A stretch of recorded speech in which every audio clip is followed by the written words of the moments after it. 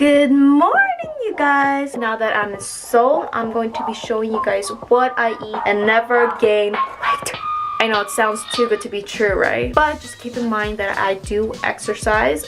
And I do have a busy day, so I'm just gonna be showing you guys what I eat and what kind of choices that I make in Korea. If you guys know, I go to a lot of popjips, aka which is like, it's like between fast food and restaurants in Korea. But popjips are just like a quick Korean food places where a lot of corporate people who work, just a lot of people who just go and get quick lunch and dinner. They have everything from jigaes, stews, to Korean fast food, to rice, to everything. But these are very tricky. Trust me, you have to follow what I'm eating. So in the morning, it's pretty simple. I just start off with my yogurt. Now, it's hard to find Greek yogurt in Korea, or you can find Greek yogurt, but it's like 3 times the price. Sometimes I just get Activia plain yogurt with absolutely no other sugar and flavors in it, and I pretty much try to eat whatever fruit I have for the day. I know the other day I had some strawberries. Today, I just have my grapes here. These are just Korean grapes. That's pretty much my breakfast. I think now I'm gonna be going to the Korean supermarket. You can't eat out all the time, but I know when you're busy, I do have to eat out, but at least one meal. So here we go.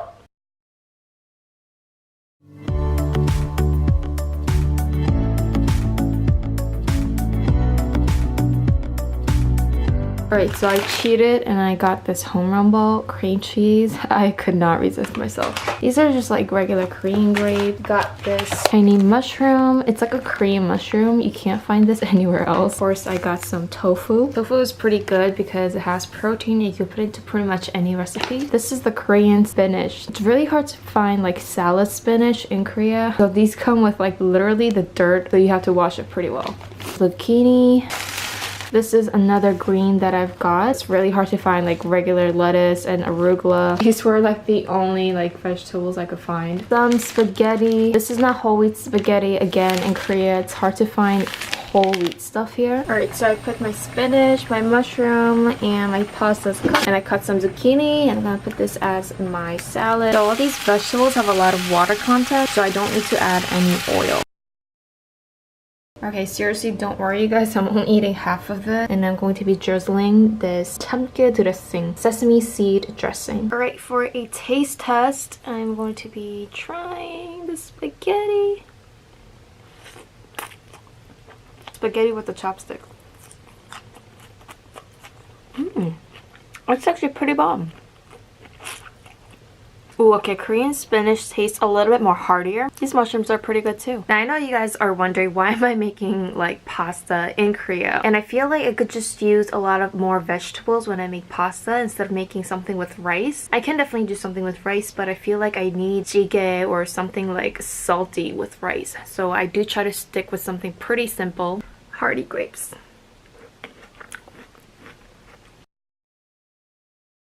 Here I am at the regular Korean popjips. This is the section of the Korean fast food. You see some rice cakes, noodles, and frozen dumplings. Not too much nutritional value in my opinion. And then here we are at the rice/stew menu. Just a lot of sodium. It makes you eat the whole bowl of rice. It does taste really good, and you do see like cutlets, but they're all fried food. So I decided to keep it with the classic Korean kimbap. You could customize it any way you want. There's fresh vegetables inside.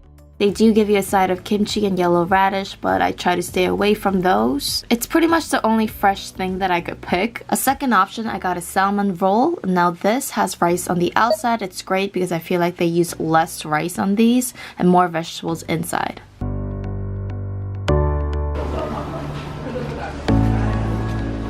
So this is a typical Korean cafe menu. There is shakes, smoothies. I try to stay away from those. Even fresh juices, they put a lot of syrup.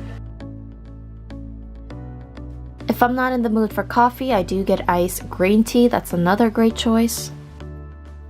My ultimate choice is an iced latte with no syrup. One downside is that in Korea, they don't really have other milk options. I do prefer non-fat milk.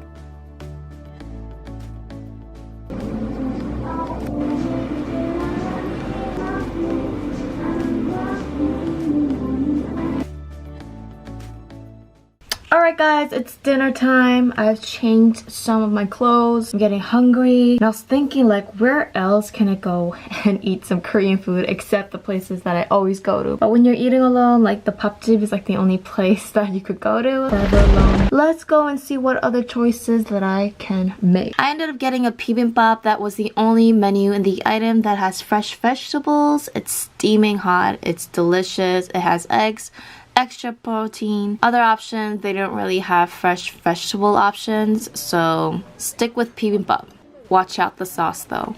Alright, in Korea you have to wear a mask because apparently the pollution is pretty bad right now. If you see the whole menu, everything is like jjigae, everything is like bunjik, which is like Korean street food. It has a lot of sodium. What can I eat that has at least fresh vegetables? That's not kimbap. So the only thing I could think of was the torso bibimbap, which does have white rice. It's a lot of carbs, but never finish the rice. Jjigae has a lot of sodium and you have to eat the whole entire bowl, or it makes you eat the whole entire bowl because it's pretty like salty. So I'd rather not stick to the jjigae. Otherwise, in the menu there are something called tonkatsu. But tonkatsu is basically fried pork cutlets, fried food, and it comes with like a little bit of salad and white rice, so not that much nutritional value. Whenever I go to these papjis, what I look at is nutritional value. Like, what nutrition can I get from eating this dish? I know these are really boring choices, but if you want to be healthy, it ain't easy. On my way back, I did get some groceries and found this thing where it's make your own okonomiyaki at home. And okonomiyaki is not too bad because basically like cabbage.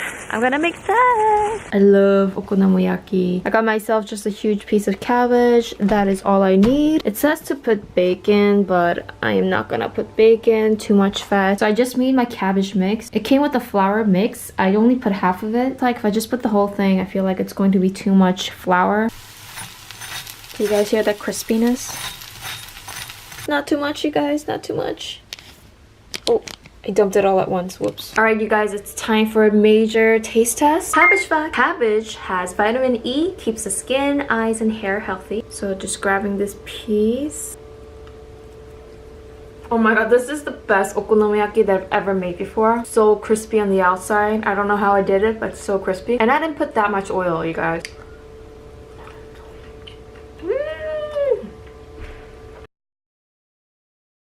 Okay, I'm kind of like cheating. It's like instant of all instant foods. I'm so worried about eating this, but it's pretty late. I don't feel like cooking up anything. I was at the 편의점 or 7-Eleven and I was like, what can I eat? At least that's healthy. And there's nothing. Legit nothing. So I was like, whatever I eat, it's not going to be healthy. So let me just pick one that I just want to eat. This one has 420 calories for this one little bowl of pretty much fake cheese and noodles. This home run bowl, which is like cream cheese flavored, this pastry puffs only has about 260 calories. And this honey chip, which is like pretty like popular in Korea, has 220 calories. But you can snack on this, or you could snack on fruits, which has probably less than half the calories. This is my favorite rice cake. This is the sweet pumpkin rice cake. I only have about 2 a day or 2 a snack. And in Korea, with tons of restaurants and friends always calling you out to go out to eat, it's really hard to stick to the diet. But you guys, I just shared some little bit tips when you go to the cafe, when you go to like food places. Always try to stick with like the most bland food as possible. There's about 100 food places per little like square meter in Korea. So I feel like that's one thing that's pretty much hard to try and stick to the diet. Bring your own snacks, bring your own fruits and vegetables when you go to work. So I hope that if you guys come to Korea that you will be able to find these tips and tips.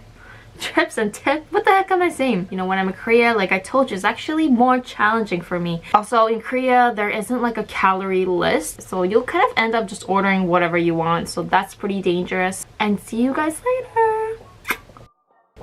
Hey guys, don't go anywhere. I have some news for you guys. I just want to let you guys know that I have started my own Patreon page. I'm sure you guys know what Patreon is by now. The reason why I've started my Patreon page is so I can continue to create content for you guys. I love doing these things and I just need your help. On Patreon, you guys could request whatever videos you guys would like to see next, song covers, and so much more. So the link is down below and I thank you guys so much. I just need your help and I hope to see you guys next in my video.